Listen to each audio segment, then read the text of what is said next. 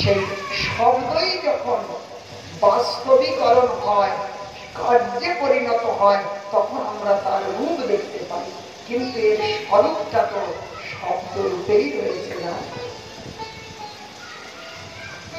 বোঝা যাচ্ছে কথাগুলো? তাহলে শব্দই হলো আমাদের জীবনের প্রথম পরিচয়। বোঝা যাচ্ছে? সেই শব্দ এই শাস্ত্র। তাহলে শাস্ত্রকে নাকার কি করে করা যায়? শব্দকে নাকার করবেন কি করে?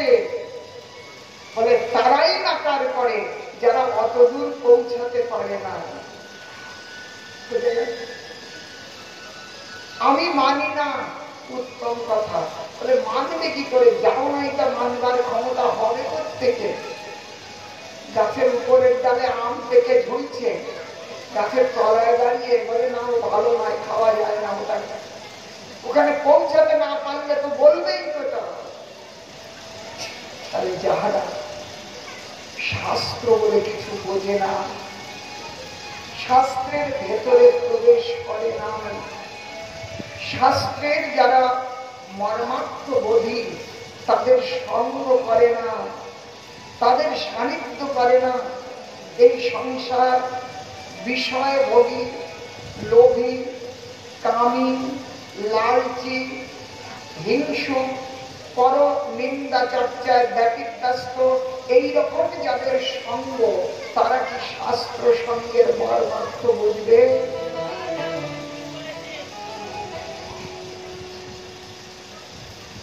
তাদের কাছে এগুলো অবহেলার বস্তু নয়, হেয় বস্তু নয়, উপেক্ষিত বস্তু নয়। সেই জন্য বুদ্ধিমান সমাজের শাস্ত্র, মূর্খের শাস্ত্র নয়। আর এই বুদ্ধিমান, এই জগতের কিছু বিদ্যা বলে তাকে বুদ্ধিমান বলা হয় না। কলেজে পড়ে, বিশ্ববিদ্যালয়ে পড়ে বিদ্বান হওয়া যায়, কিন্তু বিবেকবান হওয়া যায় না। কথা বলবে হয় কি? সার্টিফিকেট মিলতে পারে, কোয়ালিফিকেশন বাড়তে পারে, আপনার সামাজিক মর্যাদার প্রমোশন হতে পারে, কিন্তু আপনার বিবেক বৃদ্ধি হবে না। বিবেক হবে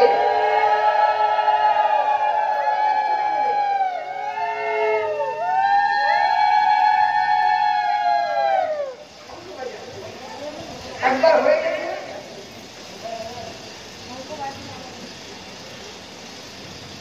কথাই হলো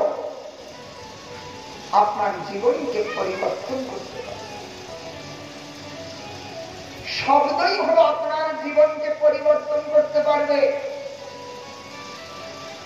কথাই আপনার জীবনের ব্যথাকে নষ্ট করতে পারে।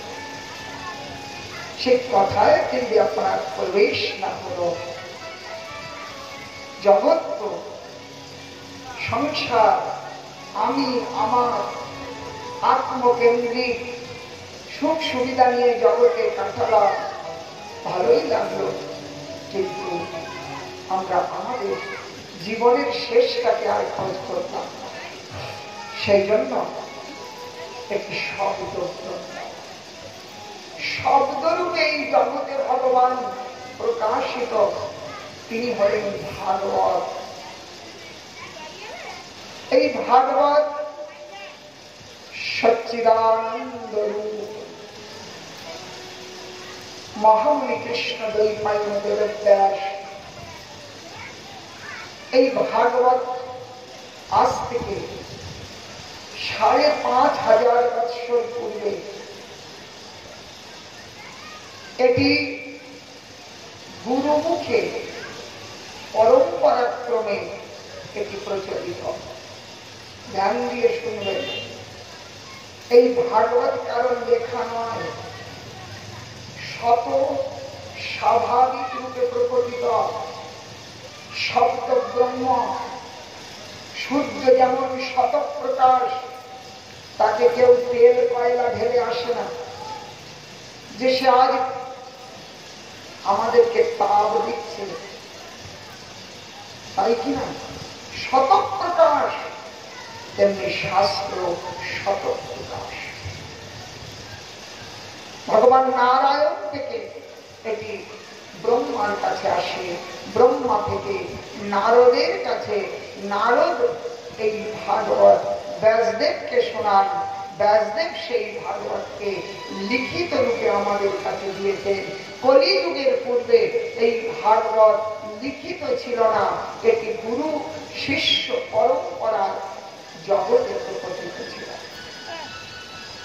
কিন্তু কলিযুগ আসতেই মানুষের মেধা, স্মৃতিশক্তি, তাদের ধারণ ক্ষমতা এত কম হয়ে গেছে যে আর এই শাস্ত্র শুনে মনে রাখবে এই রকম সামর্থ্য নাই।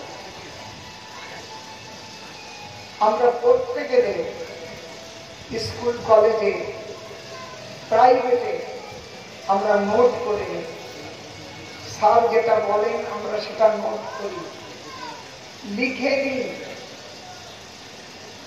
আচ্ছা বলুন তো, যদি স্যার বললেন আমার শুনেই মনে হয়ে যাবে, আপনি লিখবেন না? খাতা কলম ব্যয় করবেন?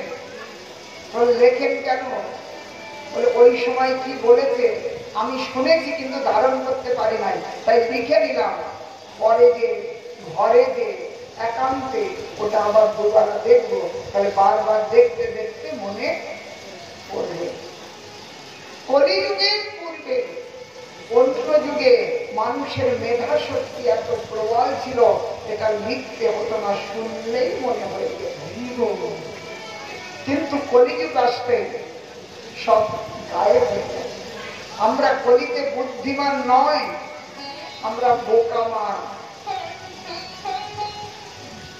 আর ভাবছেন আমাদের বিজ্ঞানের বড় উন্নতি হচ্ছে, না, এর থেকে আরো বেশি উন্নত যুগ আগে ছিল। শাস্ত্র বললেন প্রায় অল্প আয়ুষ সভ্য কলাবস্মিন যুগে জানা মন্দ সুমন্দ মতয়োর মন্দ ভাগ্য যুপদ্রুতা। এই কলিযুগের মানুষের আয়ু অতি কম, প্রায় অল্প আয়ুষ সভ্য, অল্প আয়ু। আর মন্দ সুমন্দ মতয়, মন্দ অতিকালের বুদ্ধি, মন্দ বুদ্ধির লোকে এই জগতে বাস করছে। আমরা ভালোটা নিতে চাই না, সুন্দরটা নিতে চাই না, আমার কল্যাণেরটা নিতে চাই না, খারাপটা, আমার জীবনের অকল্যাণকারীটা, অসত্যটা, সেটি আমাদের কাছে কিন্তু তৃপ্তি বোধ হয়। আপাতত যেটাতে আমাদের সুখ দেবে আমরা সেটা থেকে বেশি আগ্রহী হয়ে যাই। মন্দ বুদ্ধি আর কি? মন্দ নয়, সুমন্দ মতি, মন্দ সুমন্দ মতয়। মতিটি কেমন হবে? সুমন্দ। এর আবার অ্যাডজেক্টিভ করেছে, মন্দের অ্যাডজেক্টিভ সুমন্দ মতি। আর বিবিধ ব্যাধি বিমারিতে ব্যতিগ্রস্ত হবে কলিযুগে। করোনার আগে কখনো করোনার নাম শোনা গেছে? 2020-এর আগে নতুন বিমারি না, আতঙ্কে ফেলা বিমারি না? এইরকম আরো আরো নতুন নতুন বিমারি আসবে, ভয়ানক বিমারি আসবে কলিতে। যত যত আমরা ধর্মকে পেছনে ফেলবো, ধর্ম তার রূপ আমাদেরকে দেখাবে। ধর্ম রক্ষতি রক্ষক, ধর্মই আপনাকে রক্ষা করেন। ধর্মকে আপনি যদি বুড়ো আঙুল দেখান, ধর্মও কিন্তু আপনাকে রূপ দেখাবে। অতএব এই কলিযুগে পূর্বে এই ভাগবত শতপ্রকাশিত ছিল, কলিতে সেটা লিখিত হলো। তার অর্থ এই নয় যে এই পর্যন্ত বয়স। যেদিন আপনার জন্ম হয়েছে, আপনি মানে দেহ না। মৃত ব্যক্তি আর জীবিত ব্যক্তির অন্তর কোথায়? দুজন শুয়ে আছে, একজন মৃত আর একজন জীবিত। অন্তর কিসে বোঝা যাবে? অন্তর একটু, এ আবার উঠে বসবে, এ আর উঠবে না। এর ভেতরে চেতন সত্তা, আত্মা, সেই আত্মা আছে, আর এর থেকে আত্মা বেরিয়ে গেছে, তাই তো? তাহলে এই আত্মাই আপনার পরিচয়। আপনি যা কিছু করছেন, খাচ্ছেন, যা কিছু, এর কারণ আত্মা নয় কি? আত্মা আছে বলেই আপনি খাচ্ছেন, আত্মা আছে বলেই আপনি দেখছেন। আপনার যা কিছু সবের কারণই তো আত্মা। সেইটি যদি আপনার দেহ ত্যাগ করে দেয়, দেহ তো পড়ে থাকবে, কিন্তু আপনার ক্রিয়া থাকবে। আপনি আর কিছু করবেন, তাহলে করছে কে? আত্মা। সেই আত্মা হলো পরমাত্মা, সেই গোবিন্দের অংশ। কৃষ্ণ যদি বিরাট বৃক্ষ হন, আপনি হলেন তার একটা পাতা। কৃষ্ণ যদি সিন্ধু হয়, আপনি হলেন তার এক বিন্দু। কৃষ্ণ যদি হিমালয় হয়, আপনি হবেন তার একটা ছোট্ট নদীর টুকরা। কৃষ্ণ যদি পৃথিবী হয়, আপনি হবেন এক কণ বালু। অতএব সেই বিশাল বিরাট আনন্দ স্বরূপ শ্রী ভগবানের এক কণ অংশ হলেন আপনি। সেটাই হলো চেতন সত্তা। যে চেতন সত্তা আপনার এই বিরাট দেহটাকে চেতন করে রেখেছে, সে বেরিয়ে গেলে দেহটা কিন্তু অচৈতন্য, অনড়, অপলক হয়ে পড়ে থাকে ভূমিতে। সেইটি হলেন আপনি, সেইটি হলো আপনার নিত্য শাশ্বত অবিনাশী পরিচয়। তাকে যতদিন না জানা যাবে, দেহ রসেতে যতদিন আমরা মজে থাকবো, মেতে থাকবো দেহের সুখ সুবিধাতে, ততদিন পর্যন্ত কিন্তু দেহের জন্ম এবং দেহের মৃত্যু এটি আমাদের সাথে থাকবে। সেই জন্য এই আত্মার যেদিন জন্ম হয়েছে, সেই দিন আত্মার ধর্মেরও জন্ম হয়েছে। ধ্যান দেবেন, হাইড্রোজেন আর অক্সিজেনের জল তৈরি হয়। আমরা বিজ্ঞান তো তাই বলছে, শুনেছি। কিন্তু এই হাইড্রোজেন অক্সিজেনের মিলনে জল হলো, আর যেদিন জল হলো সেই দিন জলের ধর্মও তৈরি হলো, তরল। যখন অন্য রূপে ছিল তার ধর্ম ছিল তরল, এটা জলের ধর্ম। কখন হলো? যেদিন তার জন্ম হয়েছে, তাই তো? ঠিক তেমনি আপনার যেদিন জন্ম হয়েছে, জীব যেদিন প্রকট হয়েছে, সেই দিন জীবের ধর্ম প্রকট হয়েছে। সেই ধর্মের নাম হলো সনাতন ধর্ম। আপনি কতদিনে এই দেহটা আপনার 50, 60, 40, 30, 20 বসে আছেন আপনার? এর আগে তো আপনার কাছে এই দেহটা ছিল না, তাহলে আপনি কি ছিলেন না? আপনার মনে হয় আপনি ছিলেন। আচ্ছা এই দেহ ছেড়ে দেব, তারপরে কি আমি থাকবো না? আমি কি নিশ্চিন্ত হয়ে যাব? তাহলে আমি থাকবো, তাহলে ছিলাম, আছি, থাকবো। দেহ ছিল না, আছে, থাকবে না। তাহলে দেহটা আমি নই, দেহটা আমার। তাহলে আমি কে? আমি আত্মা। পরিষ্কার হলো কিনা?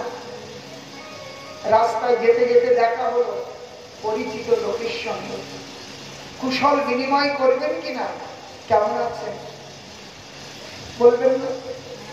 উত্তর এলো, আমার শরীরটা ভালো যাচ্ছে না। কি উত্তর দিল? আমার শরীর। আচ্ছা বলল না কেন আমি শরীর ভালো নই? বলতে হতো আমি শরীর ভালো নই। কি বললেন? আমার শরীর। দেখুন এখানে একটা উচ্চ থেকে যাচ্ছে। আমার শরীর, আমার বাড়ি, আমার কাপড়। বাড়িটা তো আমি নই, আমার। কাপড়টা তো আমি নই, আমার। কাপড় বদল করলে আপনি বদল হবেন? আপনি বদল হবেন না।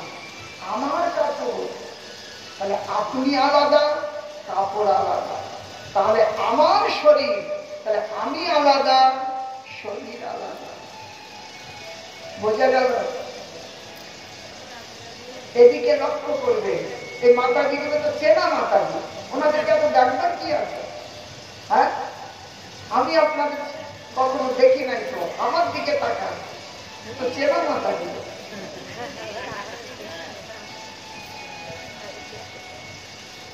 তাহলে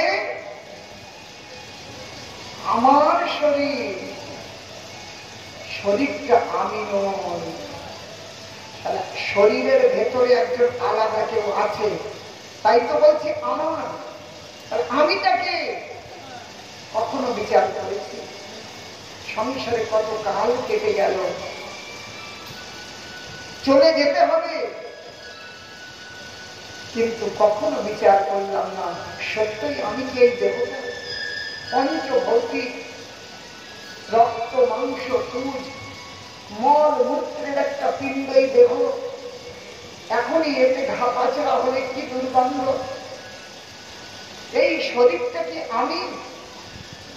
এটা ছিল না, আছে, থাকবে না। এতটুকু জন্মেছিলাম, এখন বিরাট হয়েছে, একদিন এটা নিঃশেষ হয়ে যাবে। আমরা কোন প্রকার চিন্তা করি না। সেই চিন্তায় আপনাকে উদ্বুদ্ধ করতে জগতে নামলেন শাস্ত্র,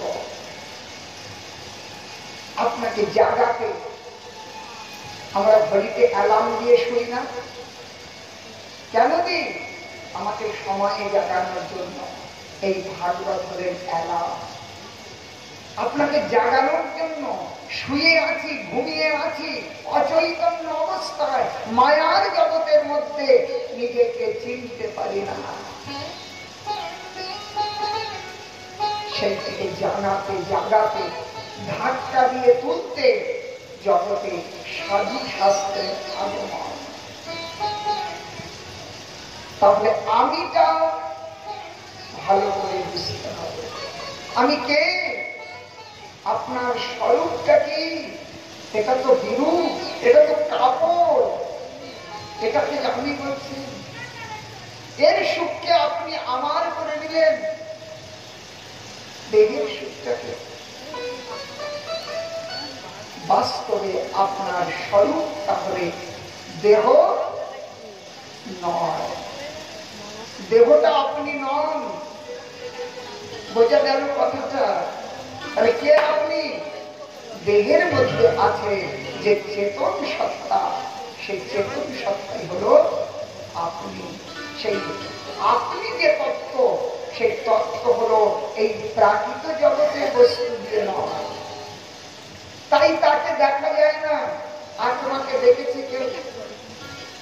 কত জ্ঞান, কত বিজ্ঞানের পেছনে যুগ যুগ ধরে প্রয়াস করে চলেছে আত্মাকে দেখতে, যে দেহের মধ্যে আছে, কোথায় আছে, কেমন দেখতে, রং কেমন, কালো না ফর্সা, আত্মাকে দেখা গেছে? কেন যায় নাই? এই জন্যই যায় নাই কি এই জগতের বস্তু দিয়ে সেটা গড়া নয়, তাই তাকে দেখা যায় না। কি দিয়ে গড়া? সেখানে বললেন সচ্চিদানন্দ রূপায় বিশ্বপত্যাবিহেতবে তাপত্রয় বিনাশায় শ্রীকৃষ্ণায় বয়ং নমঃ। সচ্চিদানন্দ, সৎ মানে সত্য, ছিল, আছে, থাকবে, বর্তমান, ভবিষ্যৎ, অতীত বলে তার কাছে কিছু না। চিরদিন সমানরূপে যিনি অবস্থান করেন তাকে বলে সত্য। চিৎ মানে প্রকাশ, এই প্রকাশ তত্ত্ব হলো আত্মা, যে আপনাকে চেতন করে রেখেছে। দেহ থেকে বেরিয়ে গেলেই আপনি অচেতন। তাহলে চেতন শক্তি সেই আত্মা। আর আনন্দ তত্ত্ব, আনন্দ স্বরূপ হল সেই আত্মা। ধ্যান দেবেন, আনন্দ স্বরূপ হলেন সেই আত্মা। যুবক যুবতীতে আকৃষ্ট হচ্ছে, ওই যুবতীর যদি মৃত্যু হয়ে যায়, আত্মা যদি তার দেহ থেকে চলে যায়, আর ওই যুবতী যুবককে ভালোবাসবে। আপনি পুত্রকে ভালোবাসছেন, পুত্রের ভিতর থেকে আত্মাটা চলে গেলে ওই পুত্রকে কোলে নিয়ে আদর করে চুম্বন করবেন। বৃক্ষটা সুন্দর ফল দিচ্ছে, ওটা যদি মারা যায় তা আর ফল দেবে? গাভীটা দুগ্ধ দিচ্ছে, মৃত গাভী দুগ্ধ দেয়?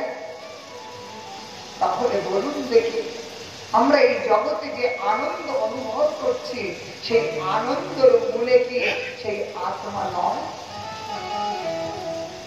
আত্মা শূন্য বস্তু আনন্দ দিতে পারে না। তাহলে আত্মাই হলো আনন্দ। বোঝা গেছে? আর সেই আত্মাকেই আমরা দূরে ফেলে রেখেছি, তাকেই আমরা জানতে, চিনতে, বুঝতে চাই না। তাহলে দুঃখ আমাদের হবে কি? কৃষ্ণ ভুলি সেই অনাথ বহির্মুখ, অতএব মায়াকারে দেয় সংসার আদি। কি বললে? কৃষ্ণ ভুলি সেই অনাদি বহির্মুখ। কৃষ্ণকে ভুলে, আত্মতত্ত্বকে ভুলে এই জগতে যারা বিচরণ করেন, তারাই তো সংসারে দুঃখ পায়। তাহলে আনন্দ হলো আত্মা, আর সেই আত্মাই পরমাত্মা। আত্মার শেষ স্বরূপ হলো পরমাত্মা, আমার শ্রীকৃষ্ণ। বোঝা গেল নিশ্চয়? তাহলে আত্মা বাদ দিলে এই জগতে আনন্দ না হয়। যা কিছু করছেন তার পেছনে আত্মা রয়েছে। সেই আত্মা, তার ধর্মের নাম হলো সনাতন। তিনি সনাতনের অংশ, সনাতন পুরুষ ভগবান শ্রীকৃষ্ণ সেই সনাতনের অংশ বলে আপনার ধর্মের নাম হলো সনাতন ধর্ম। হিন্দু কোন ধর্ম নয়, ধর্মই আপনার সনাতন ধর্ম। সেই সনাতন ধর্মে কে যারা আচরণ করে তাদেরকে হিন্দু বলা হয়। বোঝা গেল? যারা সনাতনকে আপন করেছে তাদেরকে হিন্দু বলা হয়।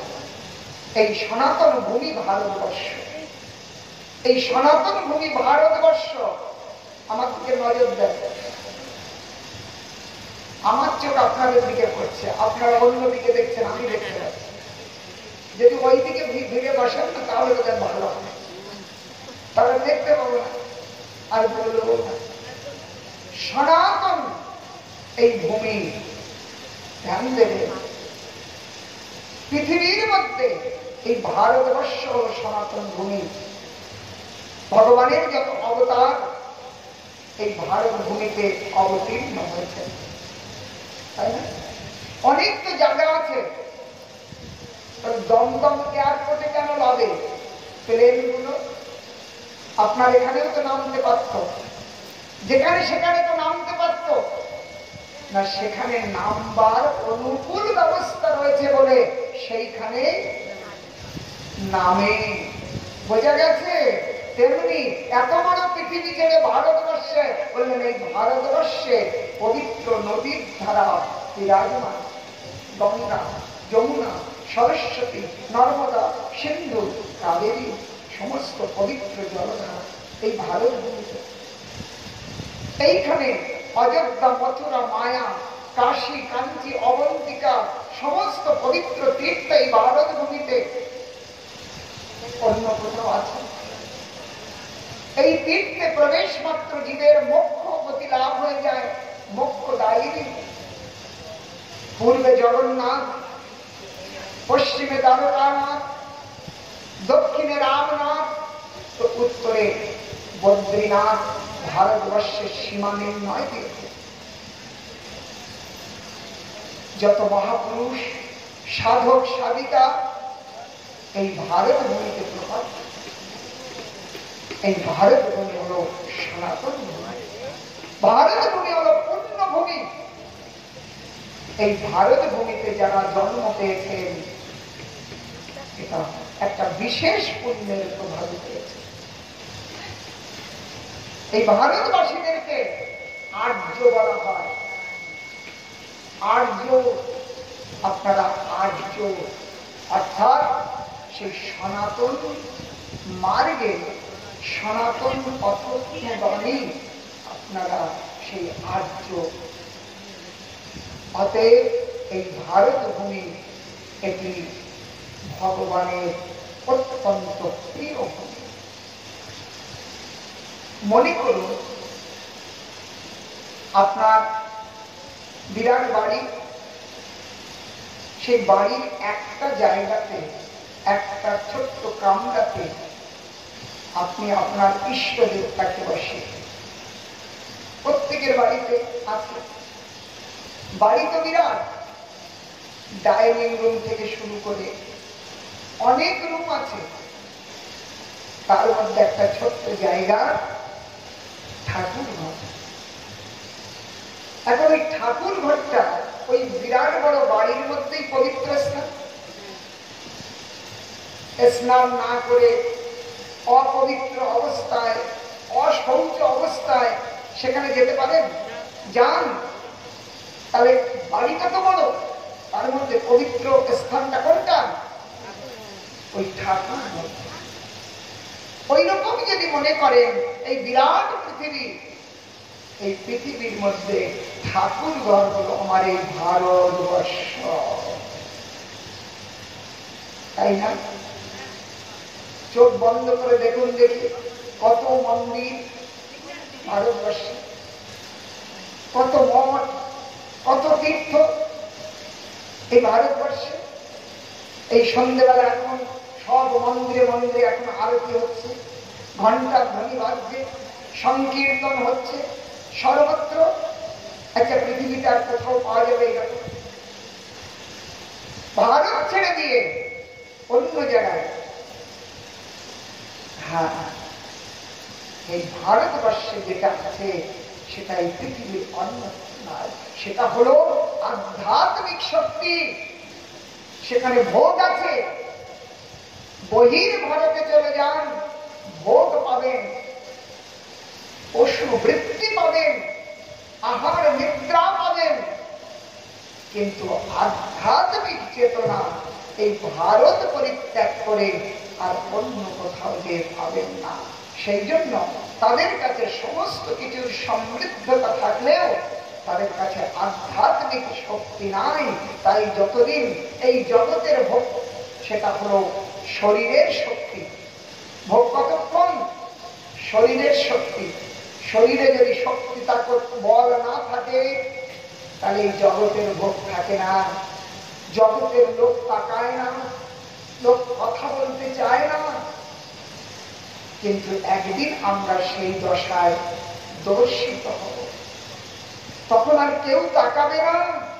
যদি আধ্যাত্মিক বল আপনার কাছে থাকে না, সেই দিন আপনি আপনাকে সবল বলে মনে করবেন, দুর্বল ভাববেন না। যদি আধ্যাত্মিক ভগবত ভক্তি থাকে, মালা নিয়ে জপ করবেন, একান্তে বসে গ্রন্থ অধ্যয়ন করবেন, ভগবানের সেই দিব্য চিন্তা আপনার কাছে এক দিব্য বল দেবে, যে বল এই পৃথিবীর আর অন্য কোন বলের সঙ্গে তুলনা করা যায় না। সেটি হলো ভাগবত। তাহলে আমরা কেন এই ভাগবত শ্রবণ করব? যে ভাগবত যখন এই জগৎ আপনাকে পরিত্যাগ করবে, জগৎ আপনাকে দূরে সরিয়ে দেবে, ভুলে যাবে, কেউ আপনার সাথ দেবে না, তখন আপনার কাছে সাথী হবে কে? এই চিরসাথী, এই ভাগবত। অতএব ভাগবত আমাদের কাছে শব্দ রূপে এই জগতে প্রকটিত শব্দ ব্রহ্ম। এই শব্দই আমাদের জীবনের পরিচয়। শব্দ না থাকলে আমাদের জীবনের কোনো পরিচয় থাকবে না। যেমন আপনার নামই আপনার পরিচয়, সেটা দেখানো যাবে না, রং দিয়ে বোঝানো যাবে না যে কেমন সেটি। আপনার পরিচয় আপনার নাম।